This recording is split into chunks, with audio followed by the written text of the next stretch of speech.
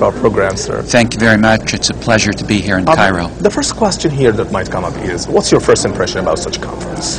I think conferences like this that bring together Jews, Christians, and Muslims from around the world is one of the most necessary steps that can now happen in today's world. A world beset with violence and hatred, and yet people come here and try to share, learn from each other, take that sharing and that compassion back to their communities to influence people back in their countries and in their own communities about the importance of making bridges, overcoming the hatred which has existed for many years between peoples of different religious traditions. So I am a firm believer in the importance of events like this, and I think all credit is due to Al-Azhar University for organizing such an historic event here. You talk now about certain steps that should be taken in order to be very active in upgrading the level of cultural dialogue. What kind of steps you're talking about? I mean, talking from practical perspective, we would like just to have a kind of practical steps in order to be very involved in that kind of dialogue. In your evaluation, what are the practical steps that should be taken in order to just increase the level of awareness? I think one step that can be taken can be done by the leadership of all religious communities. This leadership has to make a firm commitment to avoid and to eliminate all critical remarks of other religious traditions from its own discourse. What do you mean by critical remarks? Islam in the West, since 9/11, since the advent of suicide bombing in '95, Israel and Palestine, has been pictured as a religion of violence and of hatred.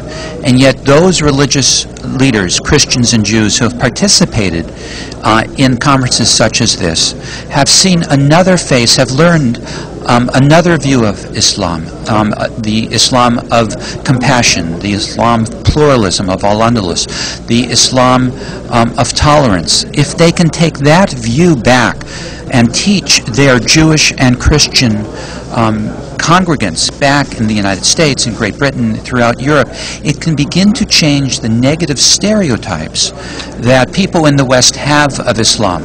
Likewise, when Muslims here in the Muslim and Arab world hear people like myself, a Jew, come and say, we oppose the oppression of the Palestinian people, we oppose the occupation in Palestine, this will begin to change negative stereotypes that Muslims and Arabs have about Jews, that we all support everything Israel is doing, which is not the case.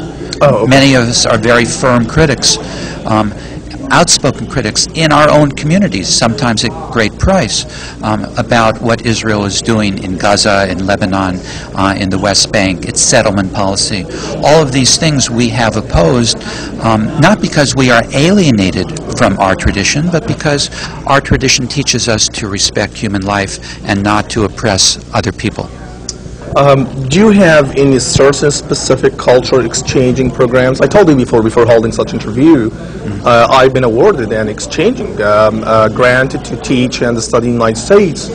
And one of the most important and interesting experience I found is I'm a Muslim and my supervisor is a Jew. And she was very prominent in her field, and we were actually making a kind of cultural exchanges, although we sometimes disagree with each other, but we respect each other. But I thought this is a good idea because I have a kind of certain experience to be involved over there. So why don't you have any kind of active exchanging programs? Right. Well, one, since I'm not one of the organizers of the conference, you should really address that to Dr. Tawwab and the organizers of Al-Azhar. But don't you have something in your... Yes, in New York City, I am a participant in many programs which brings together Muslims, Jews, and Christians on a regular basis. For instance, for the last 3 years, in my synagogue, on the day of Yom Kippur, which is a fast day, a Ramadan day, we break that fast in the evening by inviting people from many mosques around who have been fasting. You did? Yeah, together. Okay. So we had the first food after many hours together in the synagogue. What's the impression of the other side? What's the impression of those who have been invited? I mean, The Muslims are very enjoyed, to be there. The people in my congregation in the synagogue were very happy and welcoming to have Muslims come into the synagogue and do this.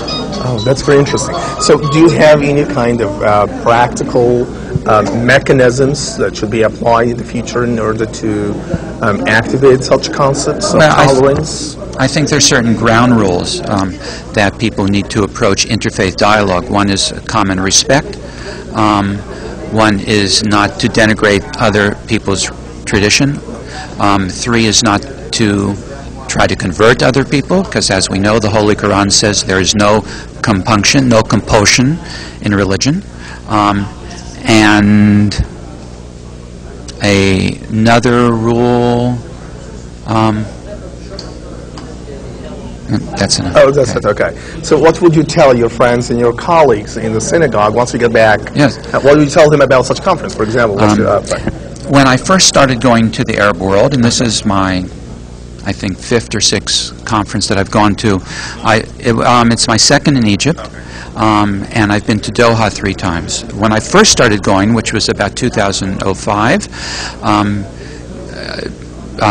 people were very scared. They said, you're a Jew, you're going to be, attacked, and it's very dangerous. And when I spoke in Doha, there were 10 other Jews who were invited by the Foreign Ministry of Qatar.